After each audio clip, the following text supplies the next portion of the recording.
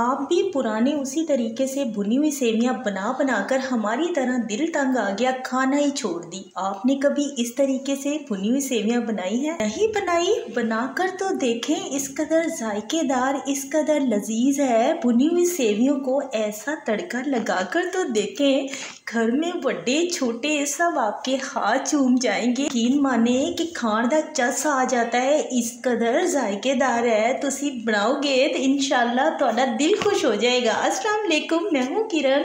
ज़्यादातर घरों में जो भुनी हुई सेवियां तैयार की जाती हैं वो इन बारीक सेवियों से ही तैयार की जाती हैं। इनके पैकेट्स भी मिलते हैं और ये खुली भी मिल जाती हैं अब तो शॉप पर। मैंने यहाँ पर इनके 3 पैकेट्स लिए हैं, लेकिन नाप कर पकाएंगे ताकि हमारी एक एक सेवी जायके से भरपूर बनेगी, इस कदर सॉफ्ट और बिल्कुल खिली खिली।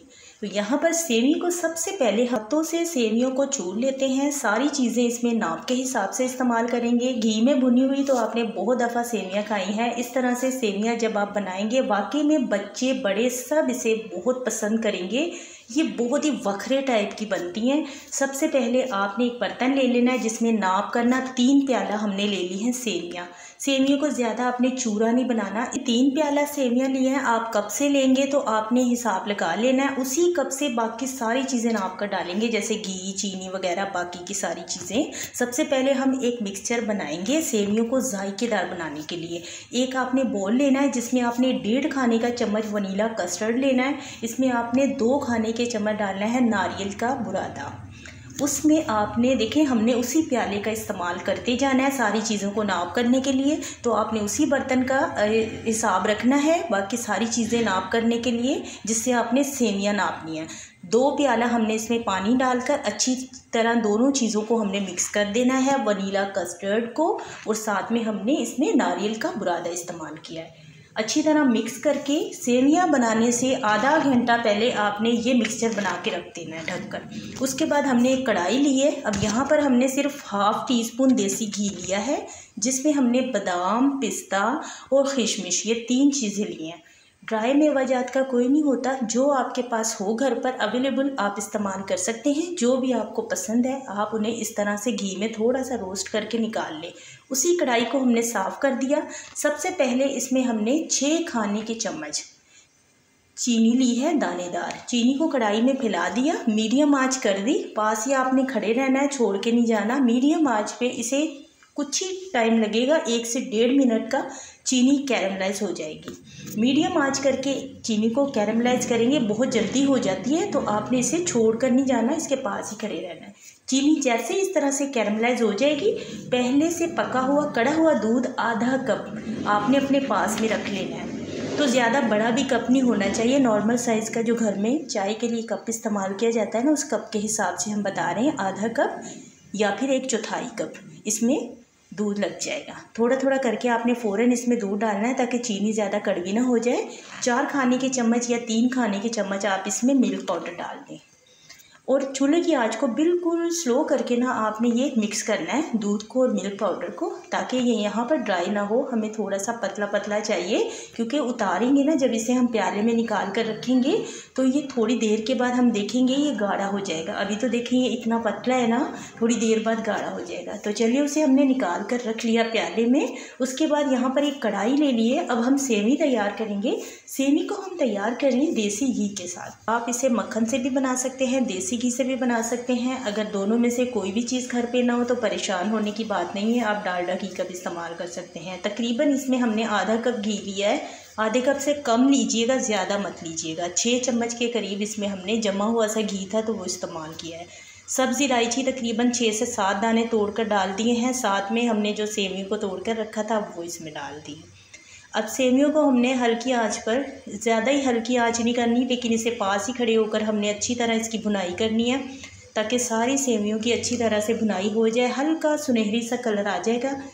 ज़्यादा तेज़ कलर तक हमने इसे भूनना नहीं है, बस हल्के सुनहरी कलर तक। बस ये है कि सेवी अच्छी तरह से भून जाए।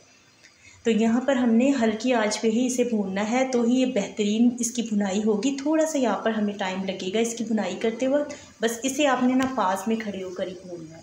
ये इतनी मज़ेदार सेवियां बनती हैं, इतनी मज़ेदार बनती हैं कि खाने वाले पहचान ही नहीं पाते कि आपने ये भुनी हुई बारीक सेवियां तैयार की है। सबसे पहले इसमें हम चीनी डालेंगे। तो पूरा हमने 1 प्याला चीनी का भर लिया था, उसमें से 6 खाने के चम्मच से हमने चीनी को कैरमलाइज़ किया, चीनी का कैरमल तैयार किया। बाकी जो चीनी बच जाएगी तो उसका हमने इसमें इस्तेमाल किया है, तो मीठा बिल्कुल ठीक आएगा।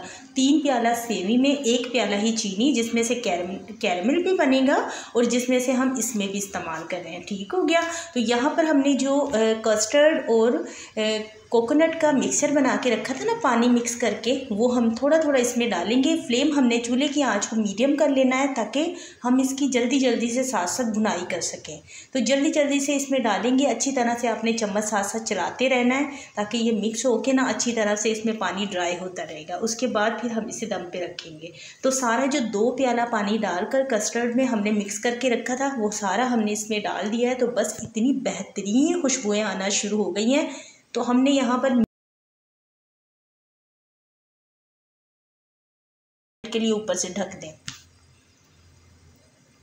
3 से 4 मिनट के बाद जब आप इसे देखेंगे तो कस्टर्ड का सारा फुल इसमें टेस्ट भी आ गया है। अब यहाँ पर ये जुड़ी जुड़ी लग रही हैं, लेकिन नहीं, आपने परेशान बिल्कुल नहीं होना है, एकदम खिली खिली बन जाएंगी क्योंकि हर एक चीज़ का इसमें इस्तेमाल हमने नाप कर किया है। आपको ज़रा परेशानी नहीं होगी जब आप ये भुनी हुई सेवियाँ बनाएंगे, बहुत बेहतरीन बनेगी। इस तरह से चम्मच से ना आपने बस इन्हें फैलाना है अच्छी तरह ताकि ये खिल जाएँ एकदम से।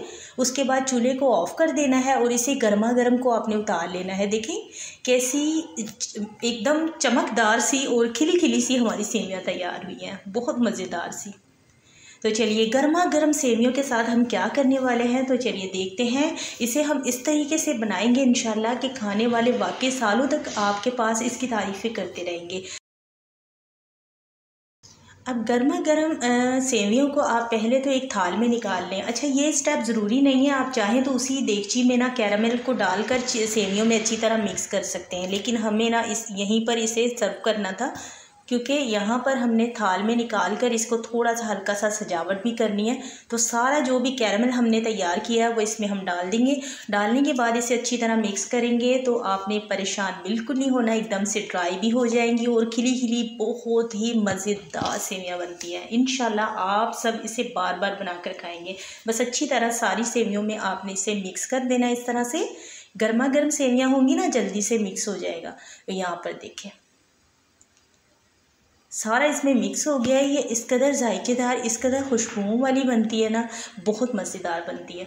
तो यहाँ पर देखें जब हमने कैरामल इसमें मिक्स कर लिया है तो अब हम इस सेवइयों के ऊपर जो हमने रोस्ट की थी किशमिश, बादाम और पिस्ता वो लगा देंगे। हमने इसके ऊपर फ्रेश क्रीम लगा दी है ताकि इस सेवियों को जो है ना 4 चांद लग जाए, खाने में ये और ज़्यादा मज़ेदार लगेगी।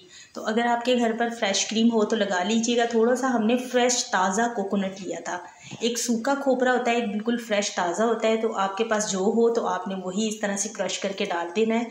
बहुत मज़ेदार बनी थी, फ्रेश क्रीम लगाने की वजह से इसे 4 चांद लग गए थे। जब आप बनाएंगे तो आपको अंदाज़ा होगा किस कदर जायकेदार है। मिलते हैं नेक्स्ट वीडियो में, अपना बहुत सारा ख्याल रखिएगा। Thank you for watching. अल्लाह हाफिज़।